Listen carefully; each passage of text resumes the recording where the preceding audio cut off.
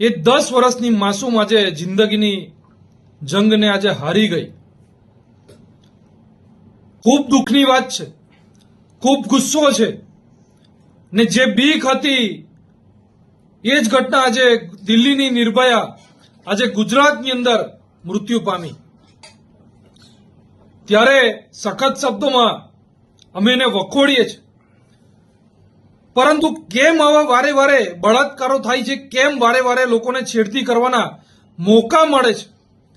ત્યારે આ ભાજપ સરકાર 30 વર્ષથી જ્યારે રાજ કરતી હોય કેન્દ્ર સરકારમાં, કેન્દ્ર સરકારમાં અને રાજ્ય સરકારમાં, એ નિષ્ફળતા એની દેખાઈ રહી છે।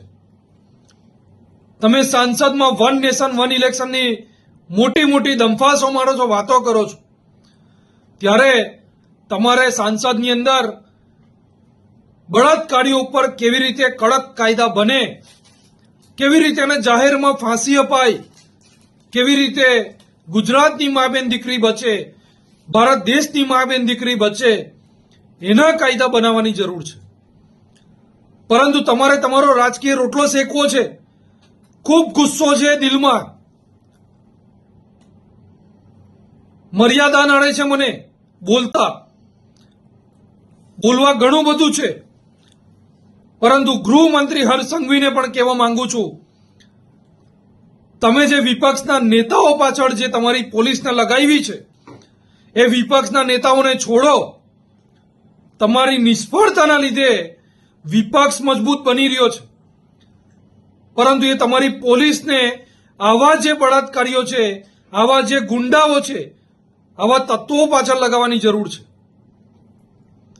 આ તો વિપક્ષ તમારા વિરુદ્ધમાં કંઈ બોલે એટલે તમારે પોલીસને એના ઘરે મોકલી દેવાની, 24 કલાક એના ઘરે બેસાડી દેવાની। વિપક્ષ કઈ અવાજ ઉઠાવે તમારી નિષ્ફળતાનો, ત્યારે વિપક્ષને ટાર્ગેટ કરવાનો।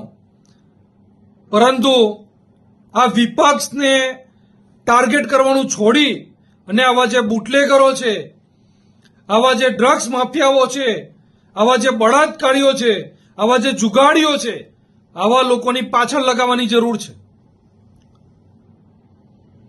અને જો તમારાથી આ ના થતું હોય તો રાજીનામું આપી દો। 1 વર્ષમાં 600 થી વધારે બળાત્કાર અને છેડતીના ગુનાઓ દાખલ થઈ ચૂક્યા છે। કેટલા લોકોને ફાંસીએ લટકાવ્યા તમે? જવાબ આપો, ખબર પડશે। જે દિવસે તમારી મા બેન દીકરી સાથે થશે ને એ દિવસે તમે જ લોકો રોડ ઉપર આ જ ફ્લેક્સ બેનરો લઈને બહાર નીકળશો। અને ના થવા દેવું હોય ને તો તમે રાજીનામું આપો, જે સક્ષમ વ્યક્તિ હોય એને ગૃહમંત્રી બનાવો। આ ભાજપ સરકારે આ જાણવાની જરૂર છે। લોકોને એમ છે કે મોદી કશું જાણતા નથી। અરે મોદી બધું જ જાણે છે, પરંતુ મોદીએ કશું કરવું નથી એમના નેતાઓ પાછળ। એમના જે નેતાઓ છે, એમના જે મરતિયાઓ છે, જેમના કારણે એમના પોતાના ઘર ચાલી રહ્યા છે, એના માટે એમને કશું કરવું નથી।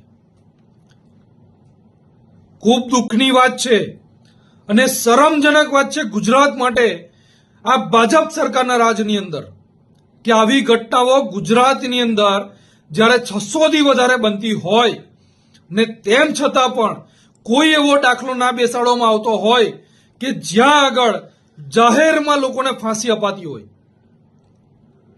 આવા બળાત્કારીઓ, આવા છેડતી કરનારાઓ, લુખ્ખા તત્વોને જાહેરની અંદર ફાંસી આપવી જોઈએ। ત્યારે જઈ અને આવા બળાત્કારીઓને એના પગ કાપશે। હું આશા રાખું છું કે આ વિડીયો સીએમ સુધી પણ પહોંચે, ગૃહમંત્રી પણ સુધી પણ પહોંચે અને દેશના વડાપ્રધાન સુધી પણ પહોંચે એવી આશા રાખું છું। જય હિન્દ, વંદે માતરમ, ભારત માતા કી જય। અને લાસ્ટમાં એટલું કહીશ કે આ બાળકીની આત્માને શાંતિ આપે અને એના ઉપર જેને બળાત્કાર કર્યો છે, જે દુષ્કર્મ ગુજાર્યું છે, એ વ્યક્તિને જલ્દીથી જલ્દી ફાંસી થાય એવી આશા રાખું છું। જય હિન્દ, વંદે